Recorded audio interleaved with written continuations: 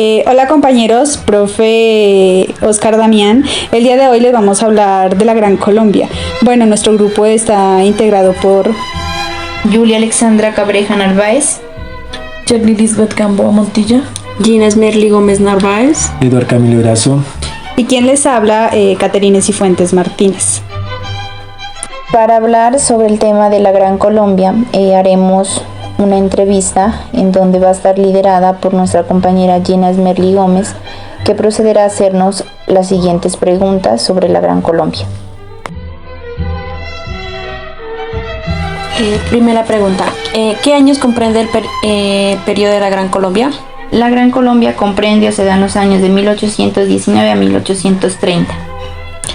¿Cuál fue el motivo que da origen a la Gran Colombia? La Gran Colombia se da gracias a las independencias de las provincias que hacían parte del virreinato de la Nueva Granada. Ese periodo de independencia comprende los años de 1810 a 1815, en donde se da la independencia de Cartagena en 1811 y la de Cundinamarca en 1813. Posteriormente se da la Reconquista, que comprende los años de 1815 a 1816, debido a las independencias de las provincias. Y esto se da o termina con un enfrentamiento bélico entre los ejércitos libertadores, ya sea independentistas o patriotas, contra los realistas, que son los españoles, y se lleva a cabo el 7 de agosto de 1819 en Boyacá, conocida como la Batalla de Boyacá.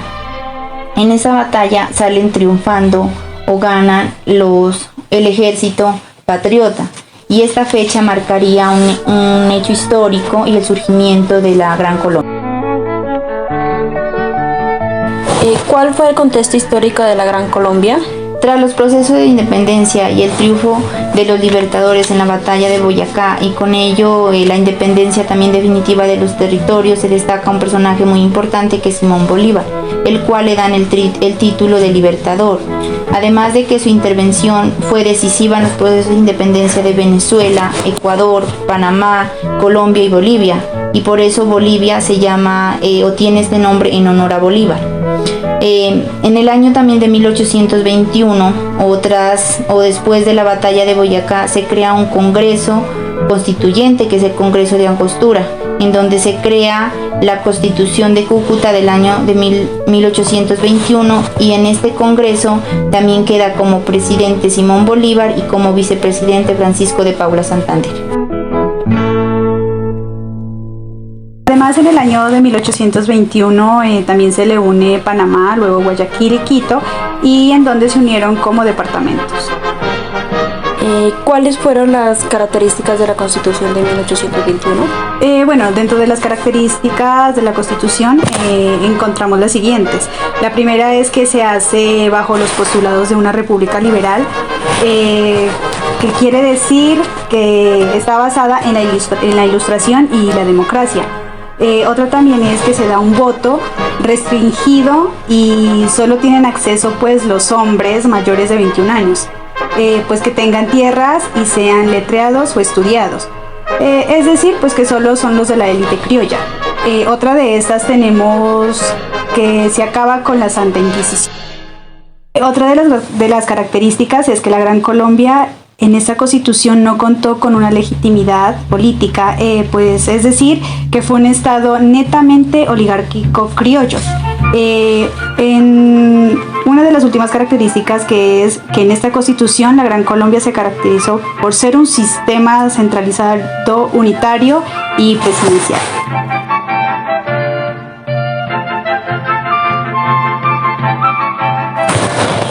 ¿Cuáles fueron las tendencias o diferencias que se dieron en la Gran Colombia? En el periodo de la Gran Colombia también se da una confrontación entre centralistas y federalistas, y que su principal motivo tiene que ver cuando Simón Bolívar en el año de 1821 continúa con los procesos de independencia en algunas regiones del Perú y deja a Francisco de Paula Santander como presidente.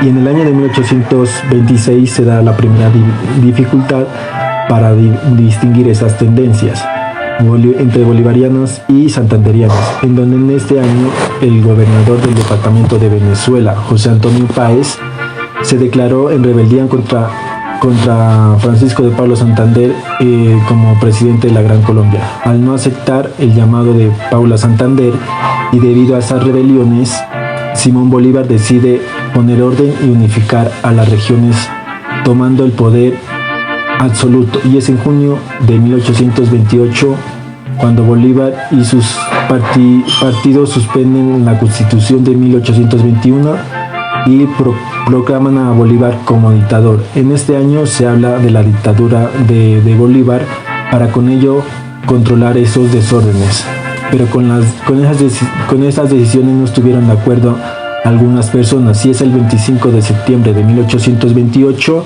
donde se da un golpe de estado atacando a Bolívar, donde Manuel Sáenz ayuda a escapar a Bolívar de los golpistas, y luego todos esos golpistas a los que estuvieron a favor de ese golpe de estado y liderados por Francisco de Pablo Santander fueron asesinados y Santander fue desterrado. Aquí se da dos tendencias entre santanderianos y bolivarianos, donde los bolivarianos se da un gobierno centralista y los santanderianos se da un gobierno federalista, y Bolívar coloca a Santa Fe como capital de la Gran Colombia. De acuerdo con las tendencias mencionadas por nuestro compañero, la tendencia centralista y la tendencia federalista, en donde los bolivarianos están a favor del centralismo y los santanderianos a favor del federalismo, en este periodo se dio lo que fue la tendencia centralista. Por eso, como lo dijo nuestra compañera Caterine, con las características de la Constitución de Cúcuta de 1821, se da un sistema centralizado, en donde Simón Bolívar designa a Santa Fe como la capital de la Gran República. Por eso se habla de que fue una tendencia centralizada en este periodo de la Gran Colombia. Además de que la Gran Colombia comprendió lo que fue la Real Audiencia de Quito y la Capitanía de Venezuela, y comprende lo que hoy en día es Ecuador, Venezuela, Panamá y Colombia. Además de esto, en 1830 también se dio lo que fue la declaración o la independencia del Departamento de Venezuela de la República de la Gran Colombia, y es en este mismo año donde se disuelve el proyecto integracionista bolivariano con la muerte de Simón Bolívar en diciembre de 1830.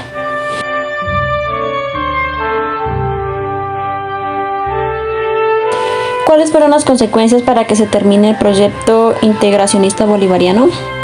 Bueno, las consecuencias para la disolución de la Gran Colombia o del fracaso del proyecto de la integración son las siguientes. Primero, se dieron conflictos políticos con los ecuatorianos debido a que no se les dio importancia de ocupar cargos públicos en el gobierno de la Gran Colombia. La segunda consecuencia se dio cuando se dio un sufragio limitado, ya que se volvió un sufragio netamente criollo. La tercera, debido a que era un sistema centralizado, la élite criolla se vio lastimada cuando designaron a Santa Fe como capital y no a Caracas. La cuarta, la disputa entre bolivarianos centralistas y santanderianos federalistas, que generó un debilitamiento de la Gran Colombia. Y la quinta sería las guerras de independencia llevadas a cabo por Simón Bolívar, que dejaron un país en ruinas, generando una gran crisis económica.